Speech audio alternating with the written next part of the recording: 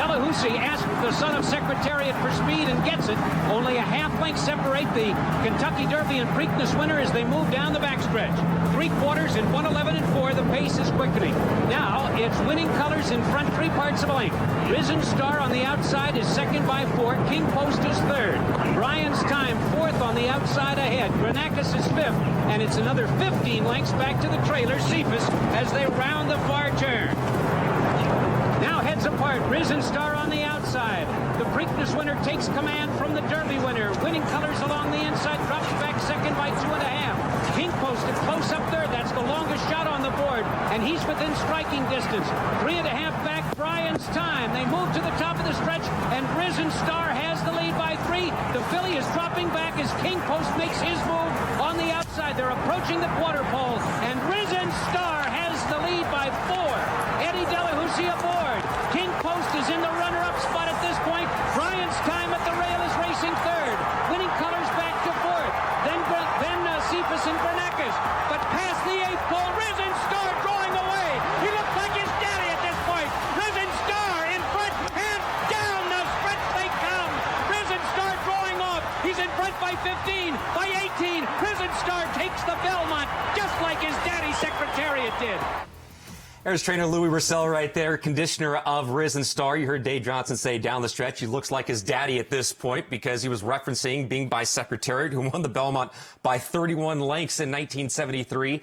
Risen Star's son won by nearly 15. One of those rare horses that just got better as the Triple Crown went on, right? Even after losing the Kentucky Derby, wins the Preakness, wins the Belmont Stakes. I think we focus so much attention on those that win the Derby, win the Preakness, and then say lose the Belmont Stakes as the Triple Crown's on the line. But to do what he did and horses like a Fleet Alex did, Point Given did, it's a huge feat. And he just continued to get better over that 5-week stretch. And we celebrate him this weekend in his hometown of Louisiana. Risen Star, Louis Russell, and Ronnie Lamarck as well. It was the winner of 1988 right there at Louisiana Downs, and eventually the Fairgrounds, where Risen Star would make his way through his 3-year-old season to the winter in the spring, compete in all 3 jewels of the Triple Crown. He wins 2/3 of them, and we look at the field for the Risen Star Stakes this year on the Spendthrift Road of the Kentucky Derby. 50 points to the winner of this particular race here. And Paladin coming into Louisiana for the first time, installed as the 8-5 morning line favorite, as he'll even be taking on the LeCompte Stakes winner in Golden Tempo, who's 3-1. Here is Paladin, the son of Gunrunner, in his maiden win, start 2 of his career, winning the Remsen Stakes.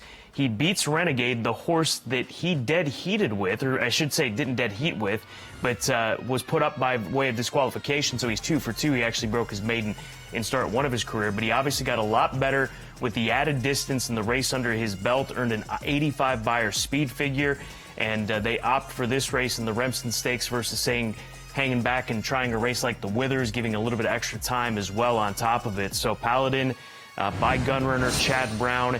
Certainly you have thoughts of Sierra Leone and what Sierra Leone was able to do coming down to Louisiana during his 3-year-old career. But this is a hell of a group that we have getting lined up for Saturday with 50 points to the winner, essentially a win and you're in for the Kentucky Derby. And the interesting thing with Sierra Leone, it was as Fabian Pratt later on would eventually replace Tyler Gaffalione. In this situation, it's Tyler Gaffalione replacing Fabian Pratt because he's going to be aboard Nisos coming up this weekend in the Saudi Derby.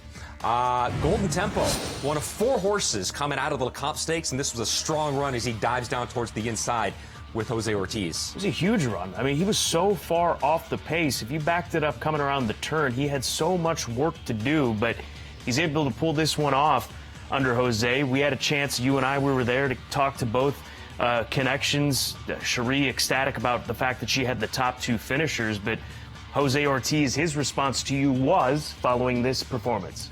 The fact that he didn't think he would be that far back as he was going down the backstretch because he was coming out of a sprint race.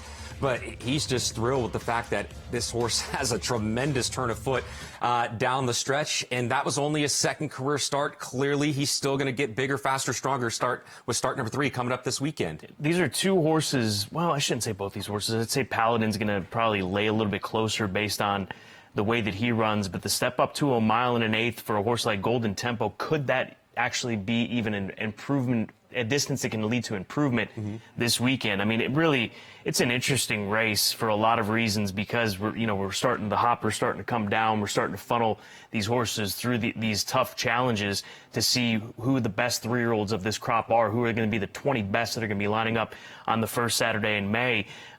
Golden Tempo, and then also the horse Carson Street. He's back again for Brendan Walsh. He's a horse that ran a pretty solid race in the Lecomte, all things considered, there at odds of 15-1. Ben Curtis goes to him. Ben was riding his other horse in Stop the Car. I believe it was the name of that one in the Lecomte Stakes. But Ben ends up on Carson Street.